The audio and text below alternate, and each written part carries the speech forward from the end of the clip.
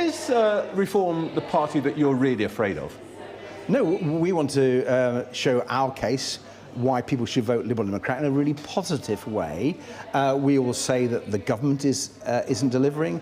We want to remind people how dreadful the Conservative was, and we want to warn people about the threat of the divisive politics of Nigel Farage. So, but the best way to do that, Trevor, is to show people what Liberal Democrats stand for. That's why at this conference in Bournemouth we'll be talking about our policies on NHS and care and social care, the only party in the opposition talking about that, our policies on helping people with the cost of living, halving people's energy bills over the next 10 years. These are the sorts of policies that are unique to us that I'm afraid someone like Nigel Farage would make worse. The top issue, of course, for most parties now is the question of migration.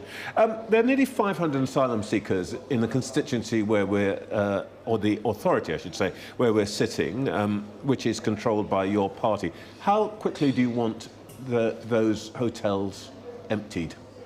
Well, every council, whether it's run by Liberal Democrats or others, needs support of the Home Office, who've not been doing good enough job on this, in my view. What happened under the Conservatives is they allowed a big backlog of asylum applications to get going. They said they did it deliberately, and they should apologise for that.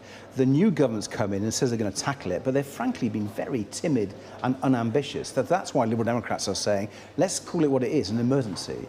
Let's set up Nightingale processing centres, a bit like the Nightingale hospitals we had in the pandemic. Let's recruit 4,000 extra caseworkers, a tripling of the Home Office caseworkers, and get that backlog down. If you did that, and we think you could do it in under 6 months, this comes back to your question, under 6 months, we could close not just asylum hotels here, but across the whole country.